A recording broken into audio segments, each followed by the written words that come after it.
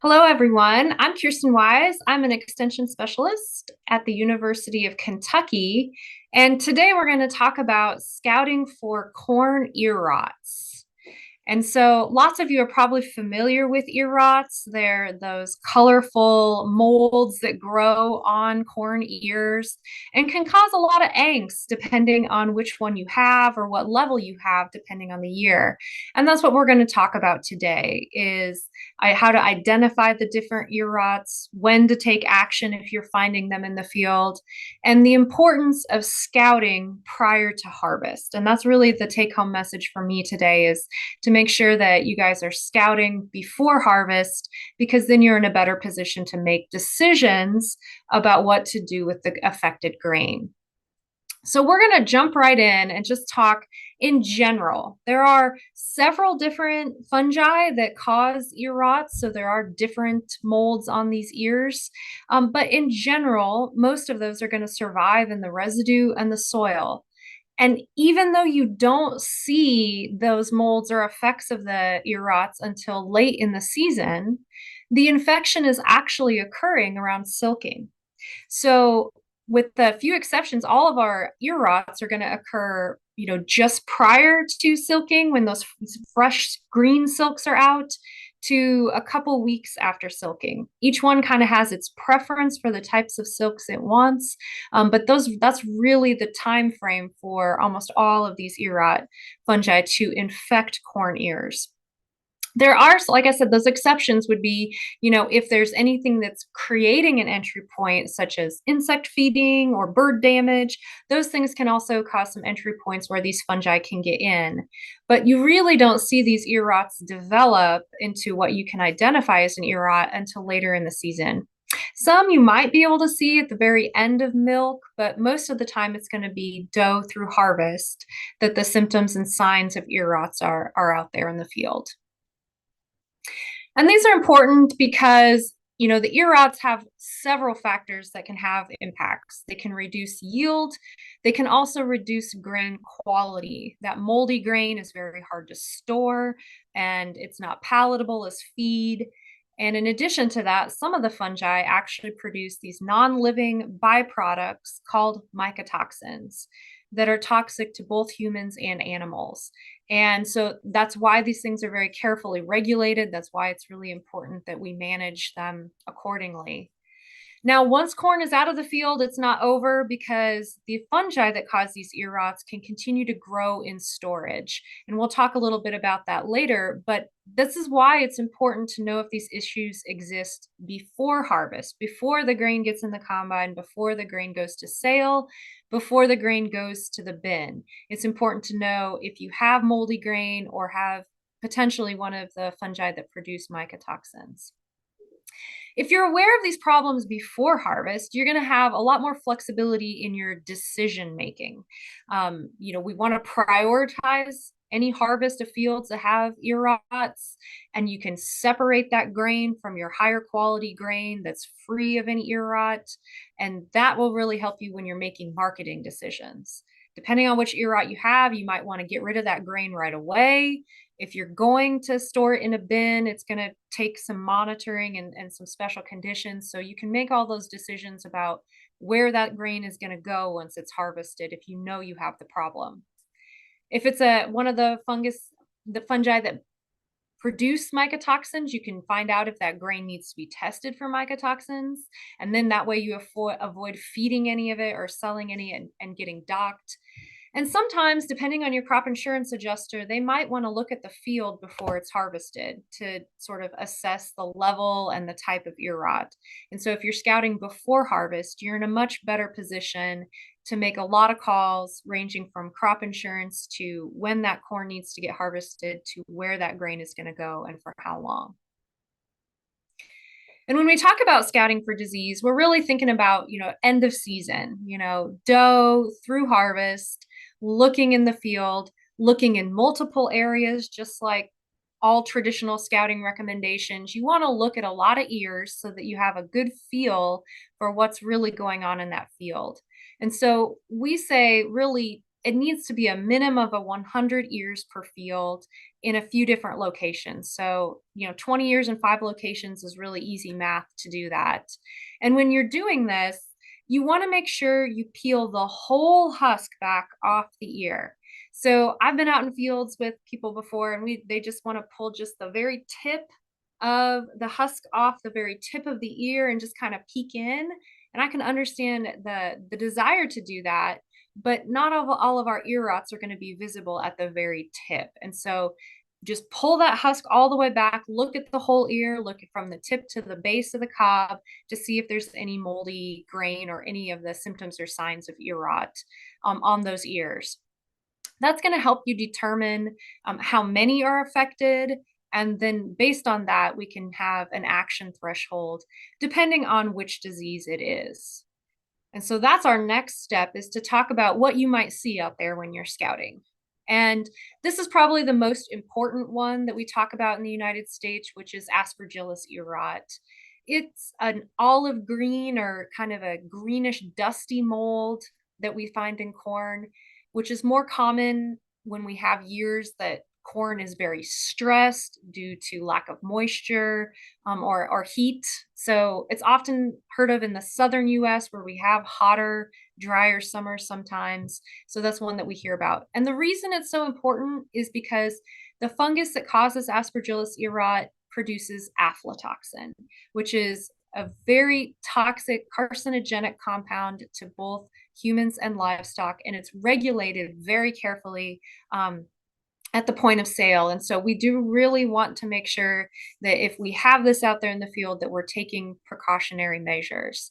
And so when we think about scouting for this one, that 100 ears per field is very important. But I also stress with this one, you want to look at anywhere where the soils are lighter, anywhere where the corn is stressed. So think of hillsides or any pockets that have had a lot of drought stress or heat stress type areas. Make sure you're looking in those, because those would often be the first places that you're finding Aspergillus ear rot. And this one, the action threshold is really very low. If you're seeing any Aspergillus ear rot out there, you need to take steps to get that corn out, get it separated, get it tested, and figure out a marketing plan for it. Less severe, but still really important, very common across the US, is Diplodia ear rot.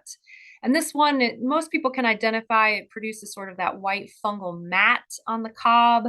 Lots of times the husk will be bleached, maybe even the ear leaf will be bleached prematurely. So if you're walking along at the end of the season, but corn hasn't really senesced yet, you might have some green plants out there. And if you see a white ear leaf or a white husk, pull that husk back, and it might be Diplodia ear rot. This one is easy if you just snap that cob in half. The cobs usually are a little bit lighter weight and less dense. And if you snap them in half, down there on the bottom picture, you can see there's these little dark structures. And those are the fungal structures of the fungi that cause Diplodia ear rot. And that's a good way to tell this ear rot from some of the others. Now, the good news is, so far, we haven't had any associated mycotoxins with Diplodia ear rot in U.S. grain. We're always paying attention to this because there are some mycotoxins associated with Diplodia ear rot in other countries.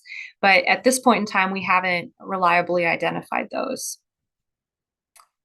Now, Fusarium ear rot is another very common one that we see. Again, mid-south, southern states, it's very, almost on an annual basis that we can detect this one.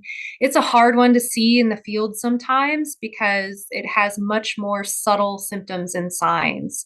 You might just see a few scattered kernels on a cob that are brown or purple or maybe gray. You can see just a little bit of fuzz sometimes. Sometimes you might not see any moldy grain. You might not see any really classic symptoms that you find. But also we can see this little starburst pattern, which is the fungus in those kernels that you can see as well. But it is important to know about this one because it does produce mycotoxins called fumonisins, and these can be in high enough levels, they can be very toxic. So again, one that we want to be looking for, particularly in areas that have had High heat, maybe a little bit of drought stress, but not very severe, we might see fusarium pop up. Gibberella ear rot is another classic ear rot that we see, particularly up in the northern corn belt on an annual basis. And it really produces another fungal mat on the cob. Sometimes it'll have a little bit of a pinkish color, which can help distinguish it from Diplodia ear rot. But I always caution people because that pink can be really subtle. So if you look at the top right-hand picture, you'll see that kind of white fuzz up at the top of that ear. And you might think Diplodia or Fusarium, but that's actually Gibberella ear rot. It just isn't very pink. Depending on the environment and the hybrid, it's going to express a little bit differently. It's really important to get the ID on this one right because this one is known to produce mycotoxins, several, and we commonly know it as deoxynivalenol or DON, or sometimes that's called vomitoxin, but it does produce another one as well. And so this can be an issue for livestock feeding and grain marketing as well. A couple others that you'll see out there that are easy to confuse with some of the more serious ear rots would be trichoderma ear rot. I think of this one sort of as a bluish green mold. It gets into the kernels. It doesn't really produce a mat, but it can be very dense on the kernels. And sometimes with this one, we see the kernels will sprout prematurely as well. And then we also have penicillium ear rot. This is a very common one out there too. It has sort of a bluish gray mold, sometimes at the tip, often associated with insect or other damage to the ear. But with both penicillium and trichoderma, they're easy to confuse with the other green ear rot, which is Aspergillus ear rot. And so I have a picture here that kind of compares the two. I think one's more a little bit bluish gray than sort of the olive green of Aspergillus, but it's you never really want to rely on colors. It's important to get those ears diagnosed to get a good handle on what you actually are dealing with. We talked about these thresholds, the action thresholds, and really for most ear rots, that's sort of considered 10%. So if you're thinking of your 100 ears, if 10 of those ears, you're seeing some moldy grain, it's good to get that sample diagnosed. Remember that exception is Aspergillus. If we're seeing any of it out there, we need to take action. But otherwise, you can have a little bit of mold out there and it won't cause big issues. But once you get to about 10%, then you want to start making decisions about it. The first step, like we mentioned, is to get that sample diagnosed. We've talked about the tips of diagnosis, but if you're concerned about it, get that sample into a diagnostic lab. I want to stress that it's really important to submit ears if you can. Get these samples diagnosed before harvest. If we get that ear, it's a lot easier to plate it up, to look at what fungi might be there that are actually on the cob right then. When we get grain after harvest, it becomes a little bit harder to diagnose. It can be done, but it's a lot harder to know what was the problem in the field with the ears. And if you're not sure what you have in it, or if it's mycotoxin, or if it's a fungus that produces a mycotoxin, if you want to make sure what level of mycotoxin you have, there are a lot of places that you can get grain tested for mycotoxins. And you can always ask your county extension or your university extension where you should send your grain to get it tested for mycotoxins. If you have that moldy grain, it's one of those things that it's a problem as long as you have the grain. So we want to get the corn out of there, out of the fields, because really until grain gets below 15% moisture, those fungi can continue to grow and they can continue to infect and spread along the ear and the grain. And if they are the type of fungi that produce mycotoxins, they can continue to accumulate mycotoxins in the grain until it's below 15% moisture. So if you're leaving the corn out there and it has ear rots, and then your harvest is delayed for whatever reason, like it starts raining or something, that can really cause what might be a minor problem with ear rots to become a major problem. And so that's why we talk about harvesting early. And once you get it out, we think, okay, get that grain below 15% moisture. If you're going to store the grain, keep it even lower. We'd like to say 13% because that provides you with a cushion so that, if you get some hot spots in the bin, if the temperature increases in certain areas, and if that moisture ever gets above 15% again, those fungi can continue to grow and again produce mycotoxins. So you want to be checking those bins frequently for hotspots, core them, reduce the fines, the foreign materials, and all of that is going to help, if you're storing moldy grain, it's going to help keep those ear rot and mycotoxin levels low.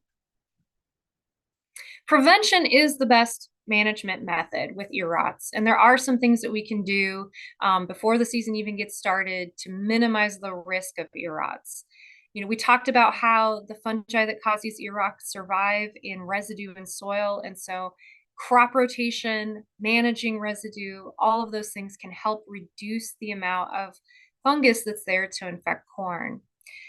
Different hybrids have different ratings for the individual ear rots. So some have good resistance to several important ear rots. And so if this has been a problem in the past, it's always good to select something that's more resistant for the future.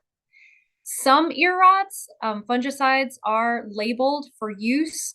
And so I would really encourage you to talk to your local university extension person about what the data show for your area for how fungicides are managing ear rots, because that might be an option in some places.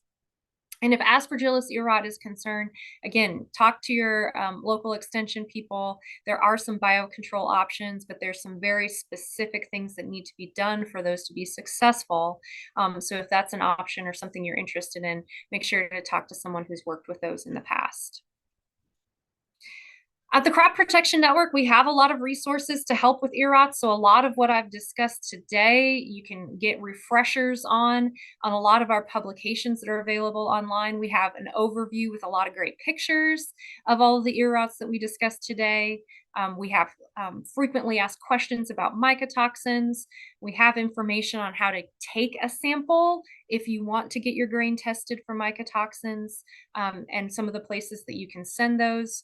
And then we have a nice resource on if you do have grain that's affected by mycotoxins, how to store that, and how to manage it through as long as you're holding on to that grain. So even more information, or if you ever need to kind of refresh yourself on what we talked about today, all of those resources are available through the Crop Protection Network. I appreciate it. Happy scouting.